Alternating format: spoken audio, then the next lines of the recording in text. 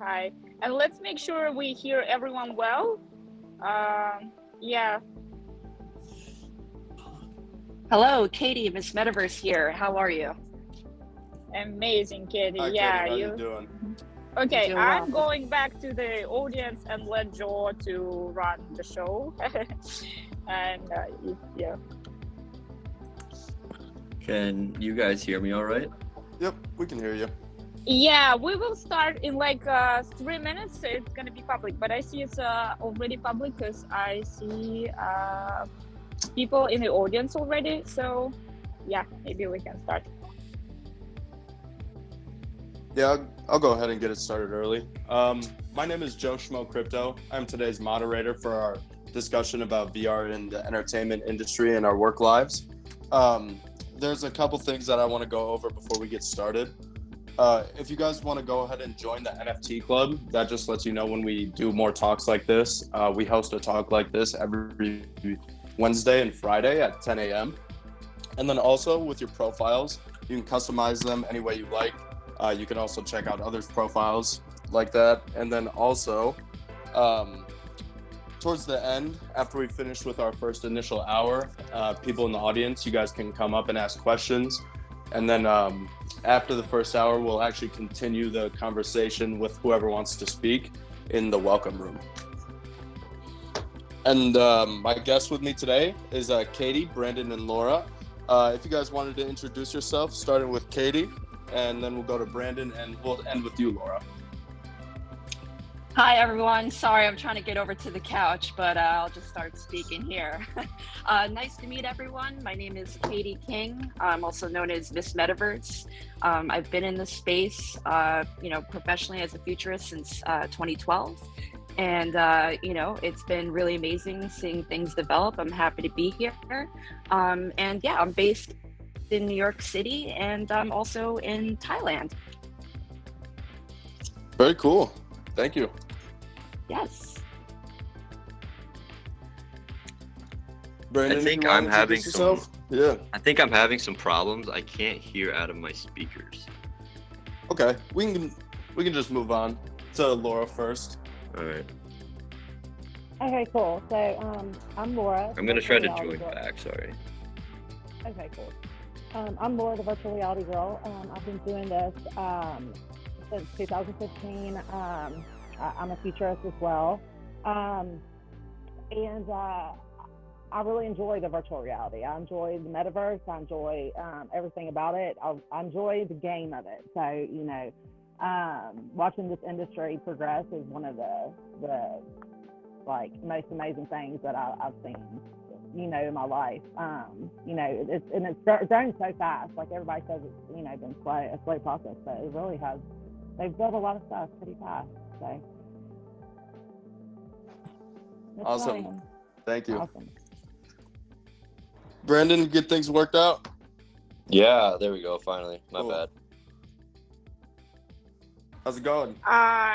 Good. Yeah, guys, and I think Laura, I don't know, maybe it's just me, but I don't hear you well. Maybe it's of the headphones. Yeah, maybe you can check if it's better without it. Yeah, because it's a little bit better? Guys, how about that? Is this better? A little bit, yeah. Yeah, I feel so. Okay. Okay, cool. Thank you.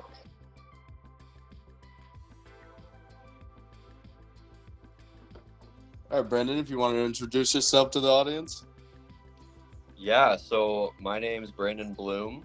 I'm the social media manager over at AnyWeb. AnyWeb is a startup, and we are a game publisher in the Web3 metaverse world. And we just launched our Discord. We just launched all our socials, our website. We got things rolling, and it's all going really good so far. So. All right, that's awesome. Thank you. Thank you guys for joining me today for this conversation. To get started, Katie, I could explain virtual reality to us like we're 5 or we have very little knowledge of the space, how would you explain it to a newcomer? Okay, well, the idea of virtual reality has been around for quite a while, right? The idea originated in science fiction, movies, and books. And, the term metaverse itself came from Neil Stephenson's Snow Crash. So it had kind of a dystopian view of how things would be leading to this virtual reality, right? So the idea that we'll be plugging into a digital version of reality. And, there was attempts at this over the decades to get us to where we're just starting to be right now. And that was through different attempts of making headsets and whatnot. And now, I would say since around, 2012 to 2014, these things started becoming more possible as the technology got better, and also was made in a way that it could expand to business and consumers as well.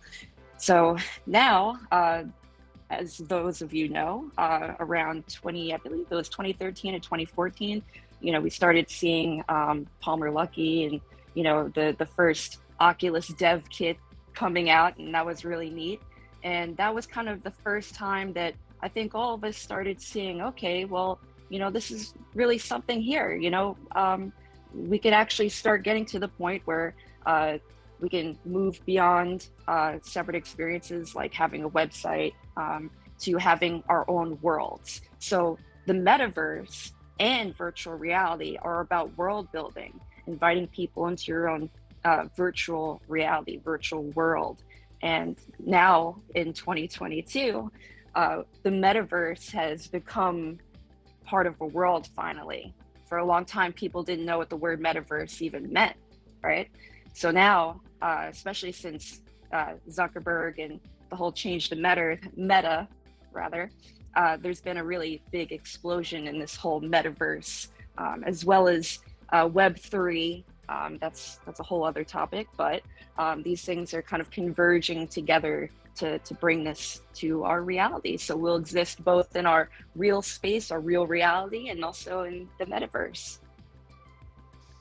Thank you so much. I think that was a perfect explanation. I really liked what you said about it being like our own world, because I think that's probably the biggest thing. Is it's not like an external thing. It's just kind of like it's almost internal in a way. I really love that. Laura, I wanted to move to you next. Who are the big players in the space? Like game studios, people who sell VR equipment, and what does the market share look like? Like who has the biggest hand in the space? Okay, so good. I'm glad you asked me this actually. Can you hear me okay? Yeah, we can hear you. Okay, Hey cool. Laura, can I ask you if you can unplug the headphones? Maybe we can hear you better. Okay.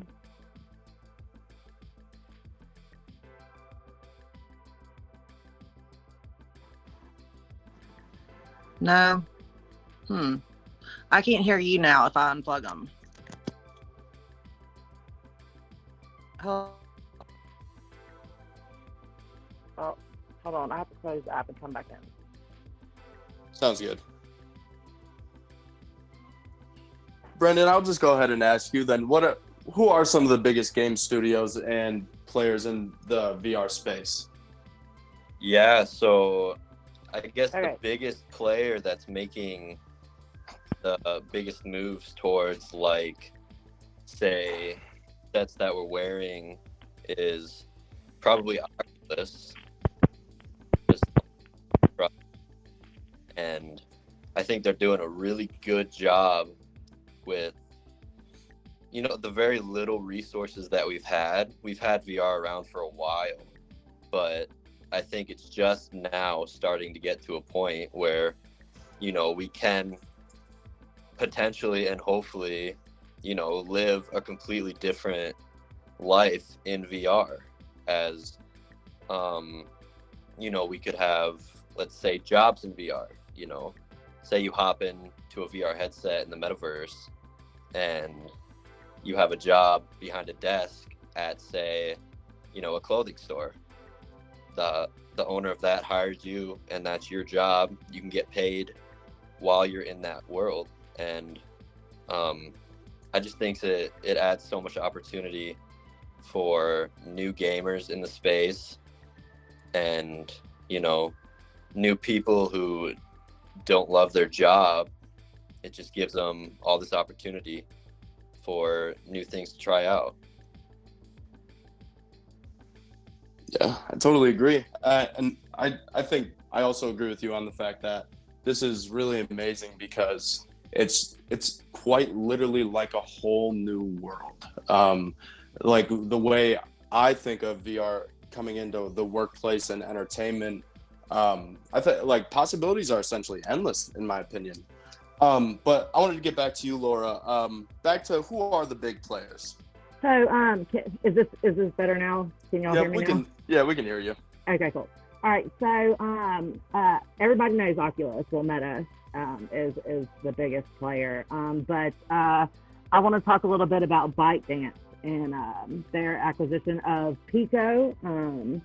Pico is another headset manufacturer. It's like a Quest, another version of Quest or whatever. But now that ByteDance also owns TikTok, now that they have kind of that backing, it's going to get really interesting. And I do know that they are working on another headset that will probably be released at the end of this year, around the same time. And they're going to start going after the consumer market. Right now, they're only focusing on business, but they are going to open it up and go after the consumer market. And it's going to get really interesting because I think that ByteDance will be able to compete with Meta. And yeah, definitely. And so 2023, 2024 is going to get really interesting because that's when the real platform war is going to begin with ByteDance and Meta. Yeah, that's really interesting. I had no idea that ByteDance was getting involved in the space whatsoever. That's a really cool acquisition. Yeah, it definitely is. Yeah, I think that somebody from Meta made them mad or something because they're just going after them every which way, with TikTok. And so what's interesting about it is that Meta has Facebook, and so one of the largest social media companies in the world earned a headset when they were the only ones. Well, now we have another large social media company, which is TikTok, and their sister company is going to be a headset manufacturer. So yeah, it's going to get really interesting. Definitely. For sure. I wanted to ask all of you guys this question. We'll start with Katie, and then we'll jump to Brandon, and then with you, Laura. What was your guys' first experience with AR or VR technology, if you can recall? Oh, wow. That's really hard to say. Actually, it's really interesting. I would say my first memory of a VR or AR experience, it's really cheesy, but, as a kid, we used to have like these big, huge arcades / theme parks, like indoor theme parks. And they had this like Star Wars game where it was like a hologram, but you had like AR elements to it. And, that really opened my mind to things like, wow, it seems so real, the idea of bringing these experiences like into your reality, right? I would say when things really started becoming real and accessible would be around that same time, maybe around 2013, I would say 2014, right? Was when a lot of the filters and the AR apps, that's really when things started becoming more widespread. And, also to, the very early dev kits, as I said earlier, started coming out. So I guess that was probably my first, real foray into VR. But also, too, there has been other attempts at AR, right? There's so much hype back in around that time, 2014. At the same time, a lot of things that we hope to see, become tangible and expand, like Magic Leap, for example. Also Google Glass, right? Remember when everyone was walking around with their the Google glasses on, Yeah. So there was earlier attempts at this, and us nerds like to try it out and whatnot, but it just wasn't really there yet. And I've had all the Oculus ones except for the Oculus Quest 2, which I'm looking forward to getting soon. And I would say it started really becoming impressive to me. First with the Dev Kit, the Oculus Dev Kit, the first one. It was funny because we actually hooked it up to the game Alien Isolation, which is kind of cheesy, but for a game where you get scared like that, I was like, wow, I mean, that was like the first time I was like, oh wow, this is really cool. And then that really kind of evolved from there. And then Oculus Go came out, and that's more, I don't know, it was almost there but not quite. But definitely better than the Dev Kit, I would say, as far as the experience of viewing things. But now, the Oculus Quest 1 that I have had for a while now, it's just a whole other level to it. And still, we're not quite there yet. And that's something I really want to talk about as well, is, where is it going? What is the next step from here? I would say, for one, with the Oculus Quest in particular, we need more options, and the other headsets as well. We need to be able to switch it up with, haptic suits, gloves, in order to really make it a diversified experience. If you want to be able to use your VR headset as a virtual desk setup, you want to be able to type, not just have to use your remotes and whatnot. But there are more options and ways that are coming out, and this will become more real. So I think, that meme that came out a while ago, it was like a picture of a guy from the 80s, and it's a room full of all this stuff that's been replaced by apps now. Yes. Yep. Yeah. I think that's sort of what it'll be like in another, like, let's say 10 years from now. We'll look back at, even needing a desk with these laptops and all this stuff. It's going to be like, oh, that's silly, because even now, you can go in and basically have your virtual desk setup in VR. So it's only going to become more easier and fluid in the experience. And as that happens, I think adoption will continue to grow. And looking forward to it. Yeah, for sure. I mean, from my first experience alone was probably Pokemon Go back in the day. That was, I just remember that taking the world by storm. I mean, it absolutely blew up. And I had a friend tell me something about Snapchat's like AR interactions, and there's like an absurd amount of interactions daily on that platform. Brandon, what was one of your very first experiences, or what kind of got you hooked into this space? Yeah, so my very first experience was, back when I was a kid. It was Christmas morning, and my brother got this, I can't remember if it was like a Hulk mask with Hulk gloves or something, but you put the headset on and it's connected to your hands, and you got the screen right in front of your eyes, and then you're just going at it as the Hulk, smashing things right there in your living room, but without having to get in trouble by actually smashing things,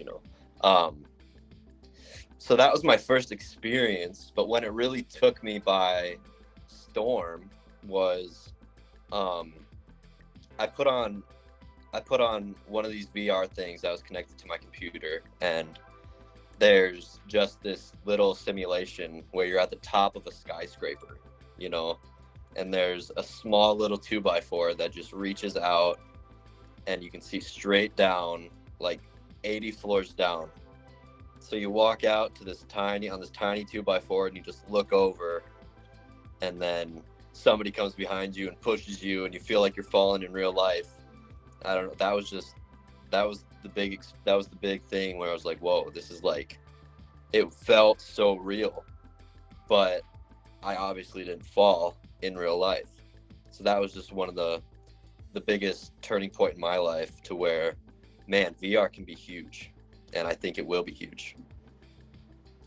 Yeah, I went through the same thing. My cousin got himself an Oculus a couple years back for Christmas, and I just remember him having me put it on, and then him getting into YouTube videos and stuff like that with the 360-degree view, and it was insane. It was really eye-opening to see where we are now, and like to think about where we will be in the future. Laura, what was your first experience with VR? Yeah, so I'm going to take it even back further. So when I was a kid, do you remember the ViewMaster? I do not. I am So- only 19. Yes. Okay.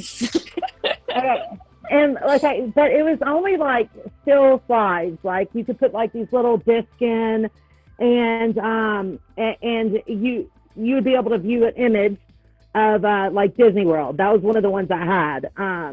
And so I remember always like fantasizing like what it would be like if it was moving, you know, or what it would be like if it was interactive. Even as a child, I thought about this, because the ViewMaster, I mean, it kind of took you to another place. I mean, it was like my favorite toy, you know, as a child. But then in 2015, I was working with Z-Space, and Z-Space was the VR desktop, and that they used in education. And so I got my kids an updated version of the ViewMaster, right? Because that's when Oculus was coming out and all this stuff. And so it was the cheap version of VR, right? So you just put your phone in there, and that's what I got him. And I took it from him. I did. I took it from my kid. And I loved it so much. And so that's when I got into it really, and became the VR girl. And I got the Oculus and an HTC Vive. And I remember wanting to try the Wave VR so bad when I got my first high-end, headset. Do y'all remember that app, the Wave? They need to bring it back. They do. They definitely need to bring the Wave back. That was a fabulous app, but I remember wanting to go in there, to be a DJ. Like that's what I really wanted to do. But yeah, so that was my first experiences with it. I love it. I've tried so many applications though. I mean, there's so many great ones out there that just, that deserve to be seen. But yeah, virtual reality definitely captured me, from hello. And kind of piggybacking off of that, you like having that interactive experience of being like at Disneyland, stuff of that nature. How do you think VR will impact entertainment? Like, what will change? What will stay the same when VR is really gone, quote unquote, mainstream in the entertainment business? Well, I think there'll be a lot more, virtual concerts, and a lot more venues for the virtual concerts to be held at. I think that interactive, like having telling stories in virtual reality is definitely different. There's so many possibilities of it that you can go through, but I think concerts and storytelling will definitely take off. And we'll see a lot more bigger artists doing the concerts as well. We just seen Foo Fighters. When was it? Last week in venues. And that was pretty packed. There was people outside waiting that couldn't get in Oculus venues. But yeah, we'll definitely see more of the bigger mainstream artists jumping in. Yeah, I totally agree. And Katie, did you want to add anything to that about what do you think VR will look like? Well, a lot of people that talk about the future and present of these VR and AR conferences and events, I think the Travis Scott concert in Fortnite was such a big deal for people. Huge, yeah. You know, I mean, my kid even just watches the video of that. She's like, wow, you know, because for her, you know, a bunch of kids are gamer nerds these days, and myself included. You know, and to see, like, to have that ability, just imagine, you know, us being kids, right? And being able to, you know, be in your favorite game and then go to this concert and you and all your friends as avatars are dancing around and jumping around or whatever, you know. It was really cool. It was well done. And, you know, that was a couple years ago, right? So, you know, and then at the same time, as far as AR and, you know, holograms go, you know, I remember Hatsune Miku concerts were like really super cool for people. They're like, wow, there's this, you know, avatar anime girl who's a pop star from Japan who travels the world. And I know people that have actually been to multiple Hatsune Miku concerts. And I haven't been personally, but, you know, I've seen videos of it. You know, it's pretty interesting. That was way even before, you know, long before the Travis Scott concert. So it's been like an evolution of this. And what was really interesting too is that, you know, CES 2022 just happened. I was going to go, but unfortunately we caught the Rona. So we ended up having to stay home, unfortunately. However, you know, there were a lot of cancellations because people were getting sick or, you know, they weren't able to attend for whatever reason. You know, there were quite a few big companies that had pulled out. However, you know, there was this whole other parallel experience to the in-person CES, which was attempts to have it experienced through VR or virtually experienced, right? So now, ever since the pandemic started, you know, people started getting on Zoom. This has been an evolution where it's like people are slowly, you know, getting deeper into the waters of getting used to being in virtual reality, and that being a parallel experience to those who attend in person. And I think that as time goes on, you know, there's going to be more benefits and, you know, more reasons for people to want to go to more things in VR.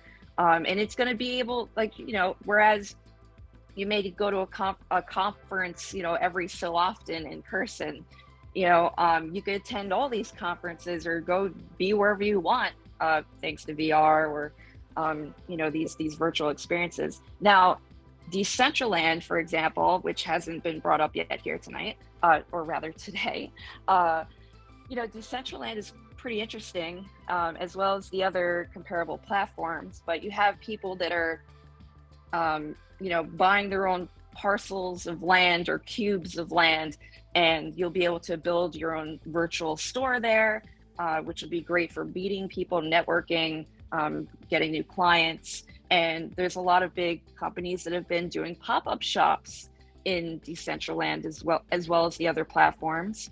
So, you know, I think it's a great way to get through to people. It's still a little awkward right now, but I think that it's a work in progress, right? I, for one, wish that there was less cartoony avatars going on.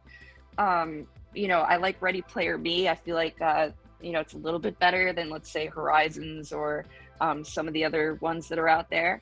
But, you know, it's an evolution, and, you know, it's kind of cheesy, but VR chat is really interesting because, you know, people are bringing in their own avatars and being able to create their own portals, their own worlds.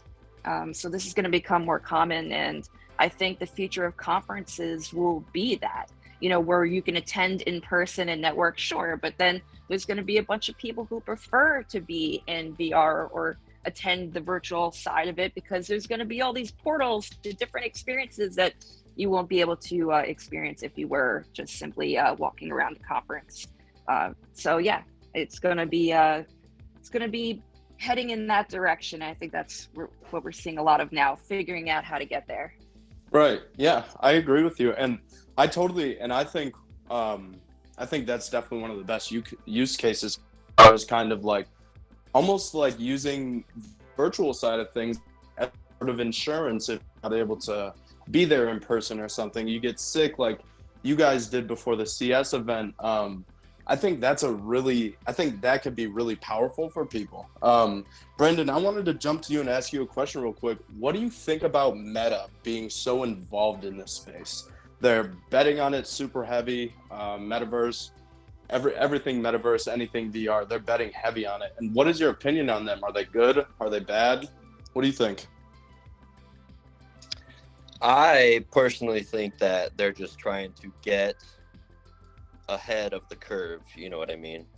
They're all this new things with, NFTs, the big craze with, virtual art and virtual gaming. I think they want to be a top dog in the industry, and I think that they prove themselves as a top dog contender by completely changing the Facebook name. The multi-billion-dollar company to change its name from Facebook to Meta is a massive move. So I believe that they want to be a top dog in the industry like they have been with Facebook. And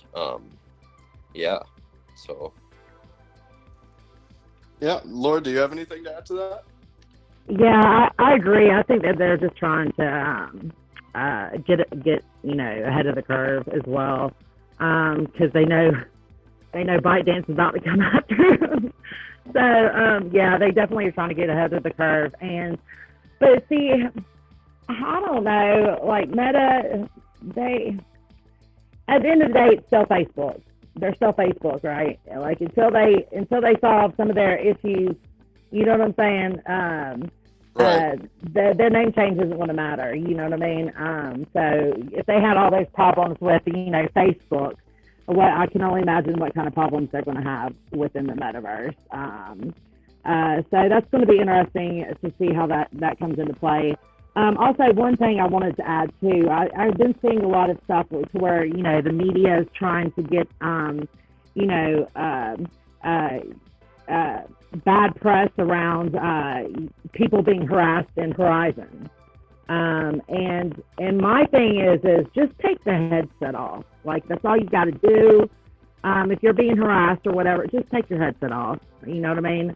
Or respawn to another world or whatever. I don't think it's that big of a deal. But people who don't understand, virtual reality, they'll be like, oh, they're getting harassed in, the metaverse. And yeah, you can easily escape that. It's a pretty easy thing to get away from. But Meta, I don't know, man. They until they get to their root issues, I think that they're still going to have a hard time getting people to trust them.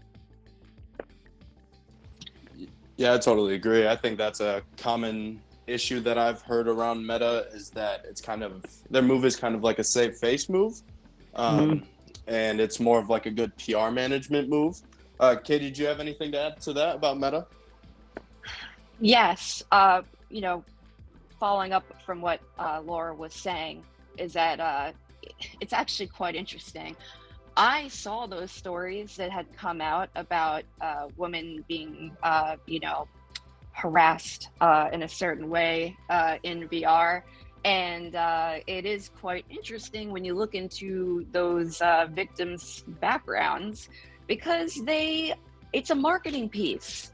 They work for organizations where, that are dedicated to protecting children in virtual reality. It's about virtual reality safety and it's, I don't know if I actually believe, I hate to say it, but when you look and you see that they are identifying and branding themselves as an expert in preventing the thing that they're saying happened to them, it's a little sus, but that said, I agree with Laura, I'm a woman, I'm in VR, there's some creeps.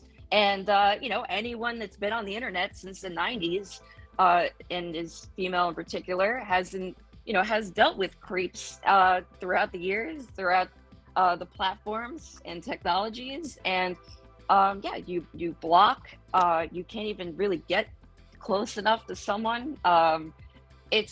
I don't know. It's very, there's a lot of hype out there right now. And as I always say, you know, do a little bit more research into who's saying it and what they get the benefit out of doing it, you know.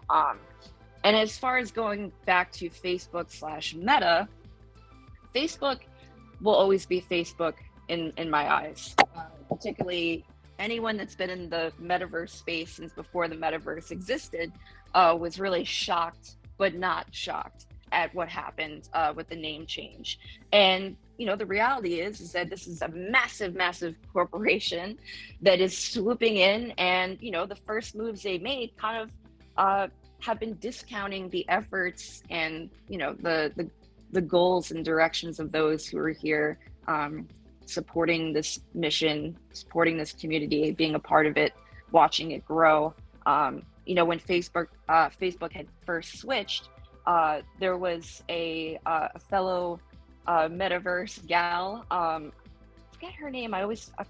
She's from Metaverse Makeovers, and it's funny because her and I had connected back in I think 2014, 2015, and it was an AR app that basically turned your nails into some pretty augmented reality videos and whatnot that you could share. So yeah, it was pretty neat. But she was all over the news as well, and in that case, it actually really helped because she got her handle back. Her handle had been at Metaverse on Instagram, I believe, and so Facebook, when they made the switch to Meta, they had taken her username. They took the @Metaverse. Wow. Yes. So the New York Times, I believe, reported on it, and yeah, it was a really big deal. And you know, it took basically it making world news for you know, Meta to give the Metaverse handle back to the creator of Metaverse Makeovers. So you know, there's a lot of things going out there. You know, some things a little hard to believe, some things, you know, you just don't know. But I always say, you know, do your own research, you know, look into it a little bit more.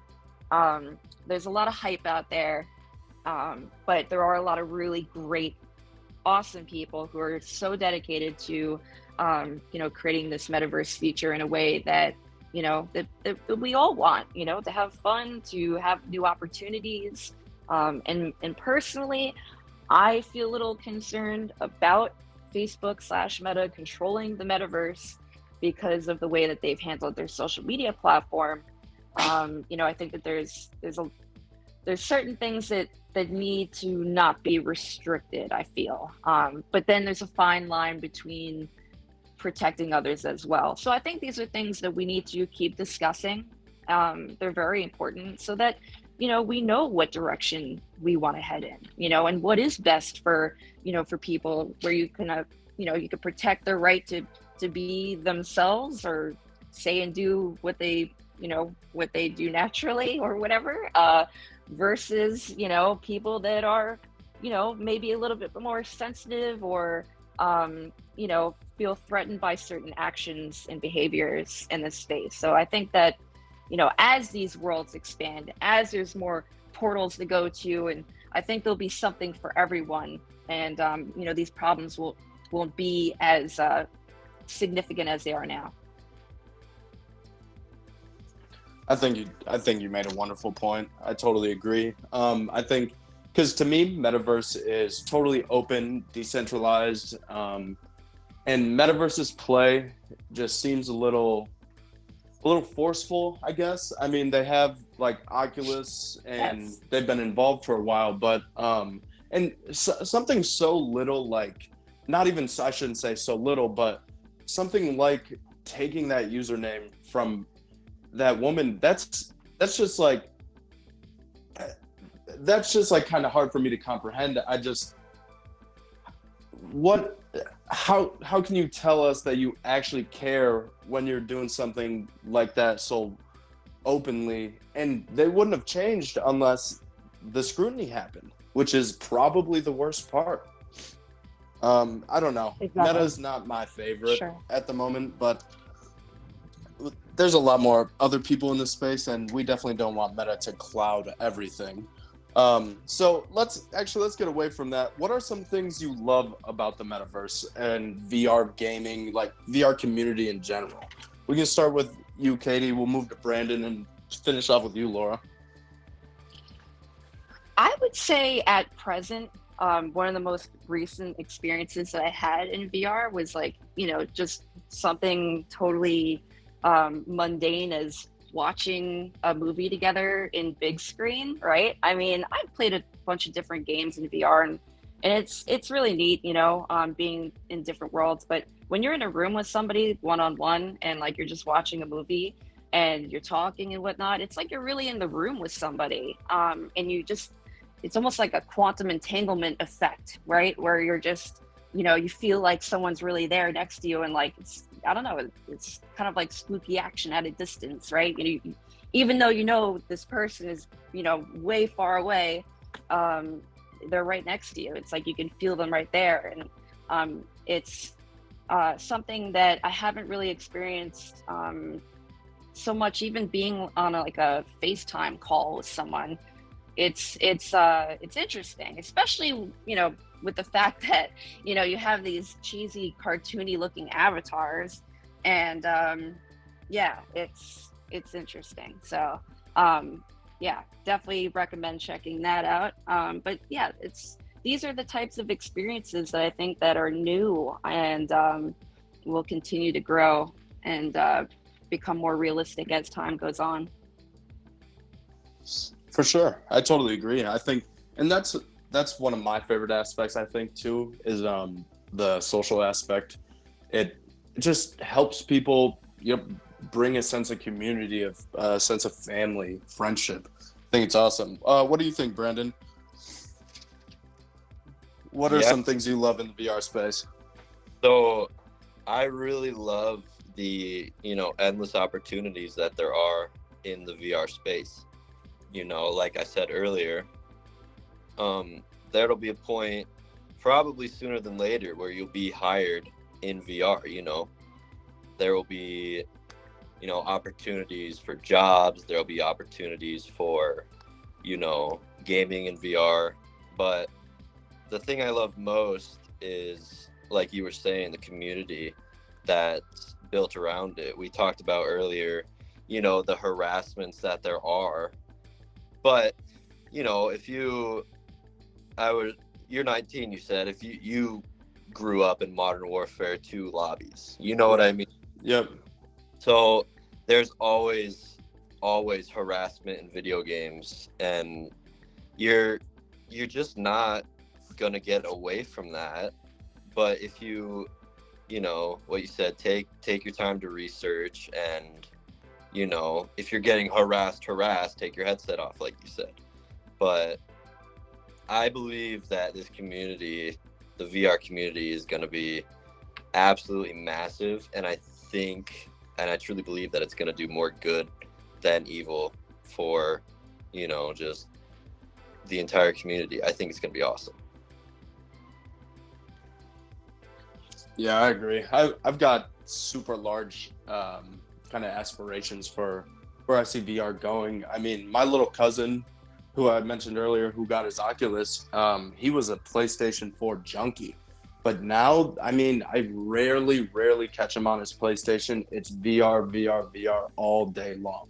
And it's something that's eating the world. And I think more people need to take notice, because it's not just about, like sweaty, weird gamers in their mom's basement. It's about like we were talking about, community and bringing people together and having these shared experiences in a virtual world, in a virtual setting. I think it's awesome. And then I also wanted to ask you guys, like, we'll start with Katie. Do you think VR is mainstream now? And if it isn't, how long do you think it'll take until we see a very mainstream push for VR? Okay, I would say it's starting to become mainstream, but we're not there yet. I would say we need another 5 years to call it probably fully mainstream.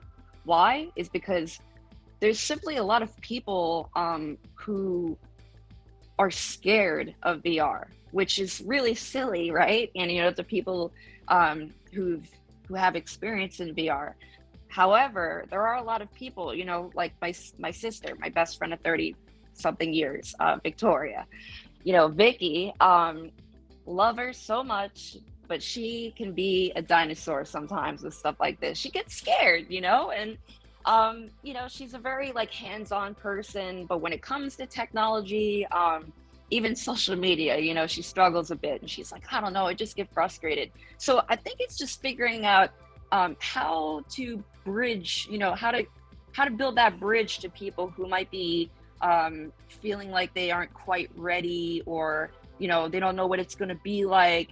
And as it becomes more and more developed and adopted as well, and there's more options, and there's more of a real true metaverse experience where there's more connection between worlds, hopefully. I think that, yes, it will become fully mainstream. And we are starting to see that now. I mean, like I said earlier, pop-up shops, virtual conferences, these things are the test kitchen now for tomorrow's mainstream, VR metaverse. And I mean, I hope that it happens faster. But here's the reality: there's a lot of competition out there.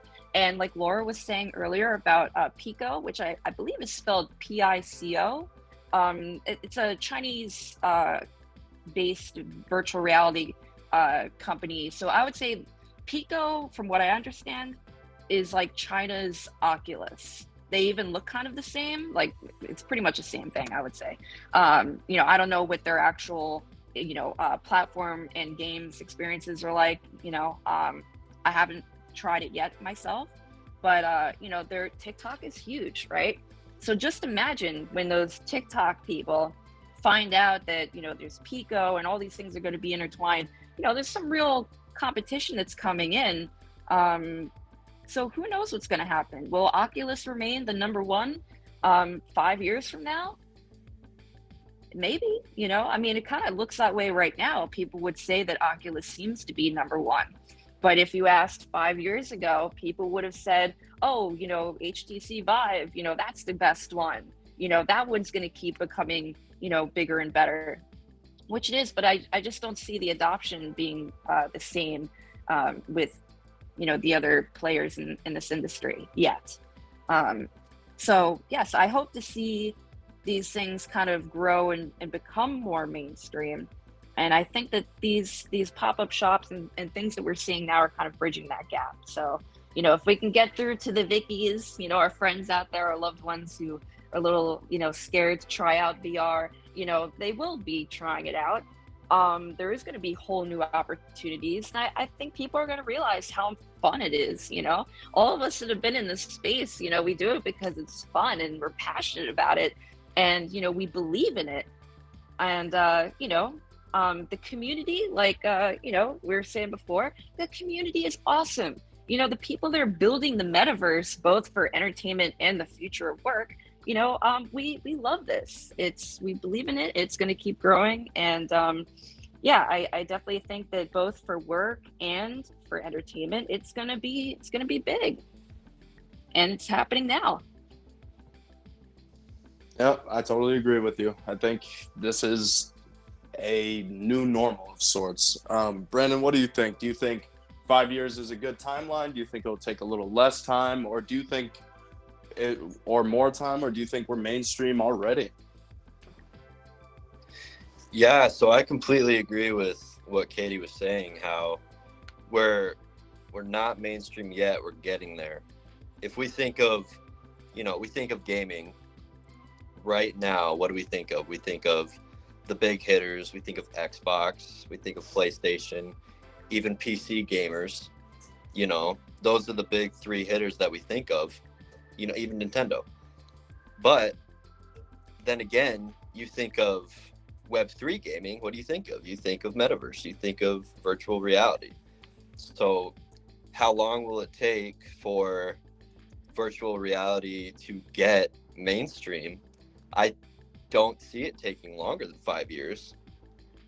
It depends on, the technology. If we have the right technology, and Oculus is getting there, I believe they're very close to nailing it.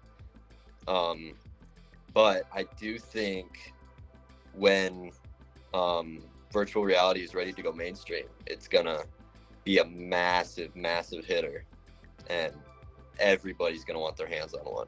I think it's gonna be awesome. Also, one more 100%. thing.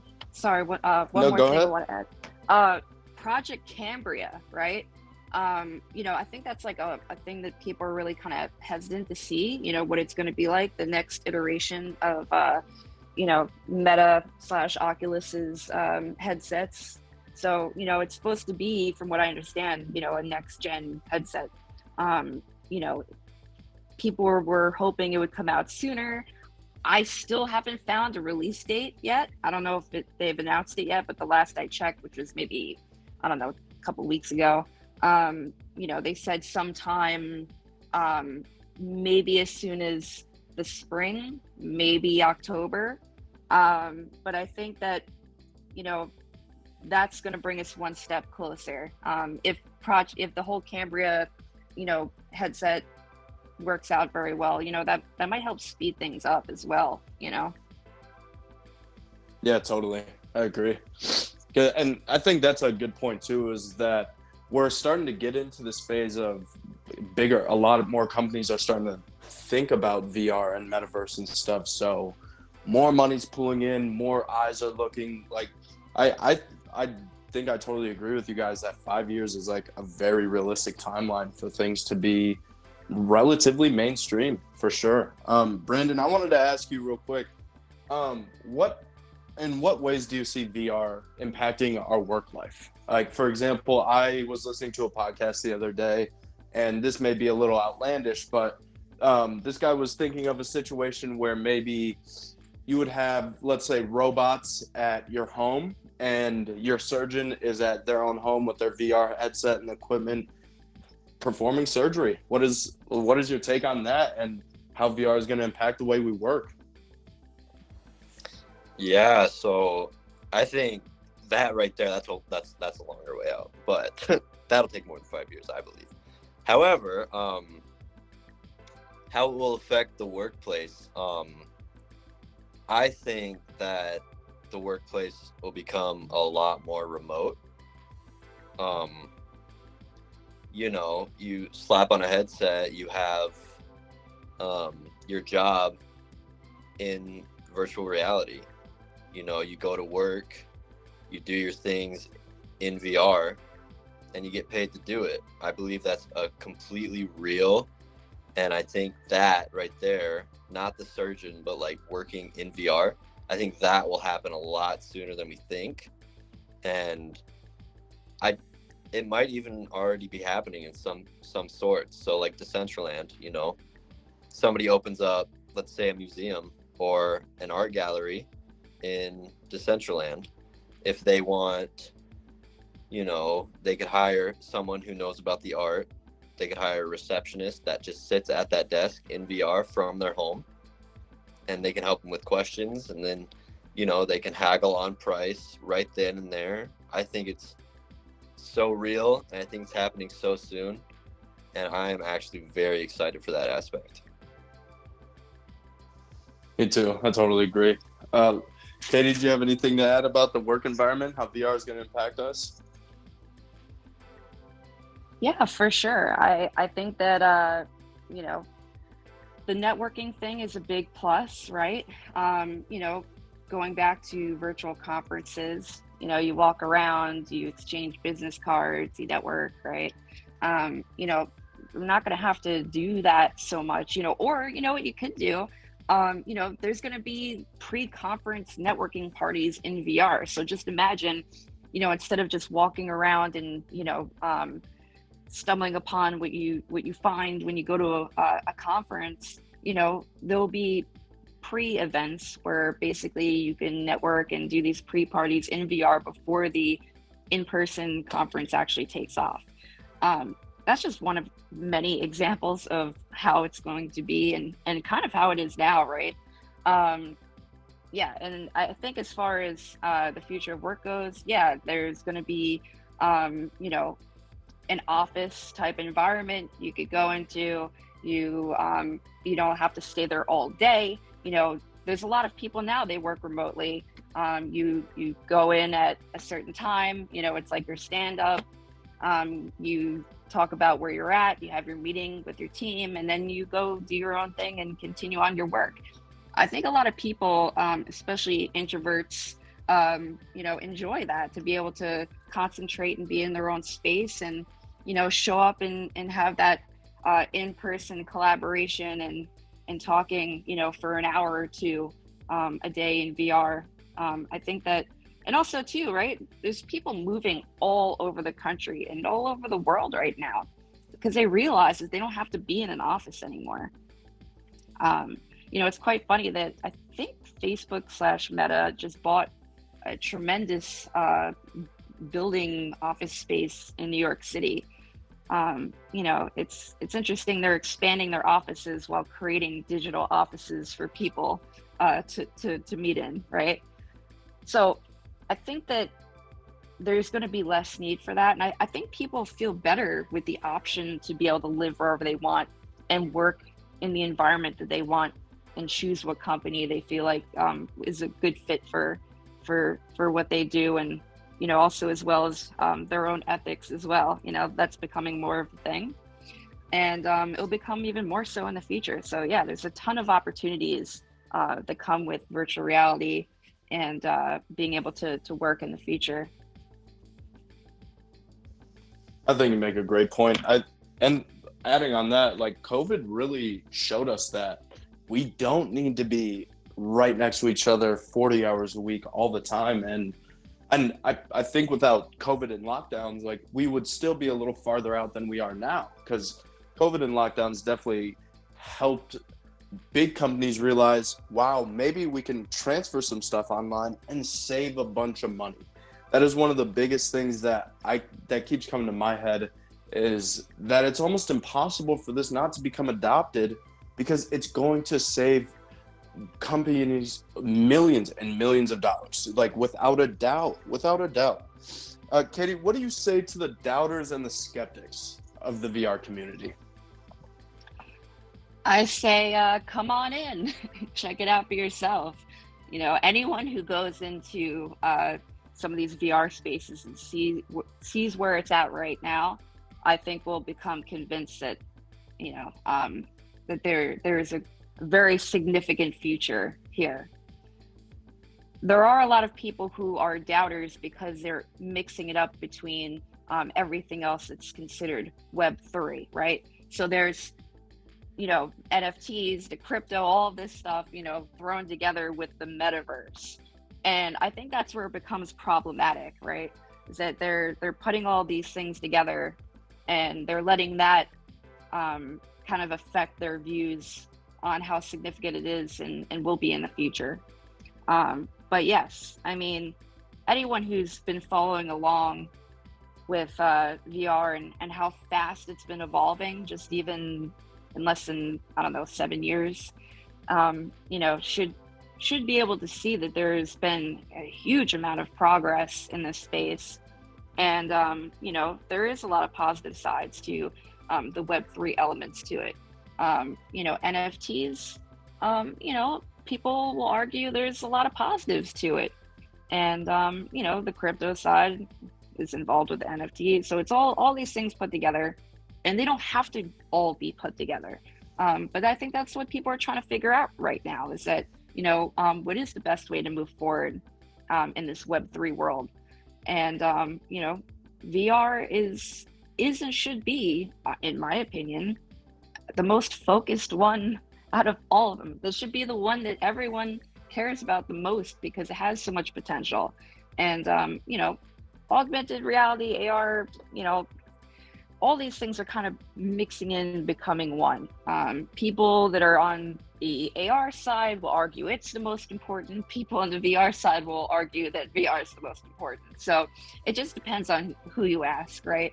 But for all the naysayers and the skeptics out there, I say just watch, right? Because it's happening. It doesn't matter if they believe it's happening. It's already here, you know. And like we said before, over the next 5 years, it's going to become mainstream on a level that people don't quite understand right now. And yeah, I think that people's opinions will change greatly as the following years continue on and the technology keeps evolving. That's a fantastic point. Brandon, what do you think is holding back virtual reality from seeing success? What do you think is holding us back from hitting that mainstream adoption? Yeah, so to touch up on like what Katie was saying, how everything's all bunched into one, Web3. You gotta focus on separating them out. Like she said, crypto, you got NFTs, now you got VR. If we separate out, Web3 into the categories there are, instead of keeping them bunched, I think more people will join. And, to give an example, let's say if VR, is connected with NFTs, you see all these NFT projects that are, they call it a rug pull. So they get all this money in and then they just rug pull their community, take all the money. Yep. So now you got all these people skeptical because they associate VR and NFTs as one thing. So they're like, why am I going to join a VR if I can just get scammed? You join a VR, what are you going to get scammed on? You know what I mean?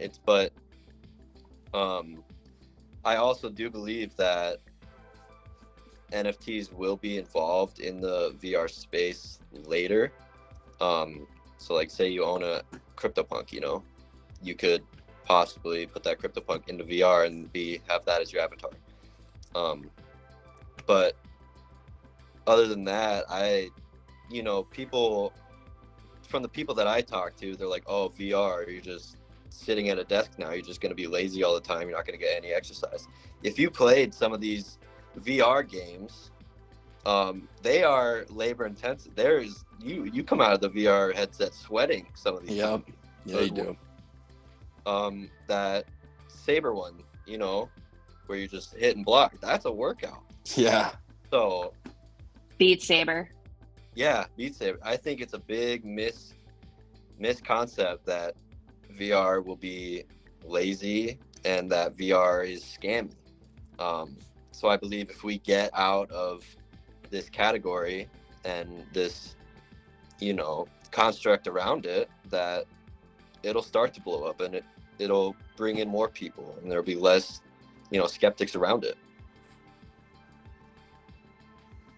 100%. I think the point that you guys make about us separating out crypto, NFTs, and VR all into their own subsections is easily the best way we can do it, because that totally makes sense where I guess even from just like a PR standpoint of like, let's say a Fortune 500 company who wants to dabble in virtual reality, everybody's just going to automatically assume that they're getting into crypto and NFTs. And that might not necessarily be the case, but that is definitely the rhetoric that is floating around everywhere and to everybody.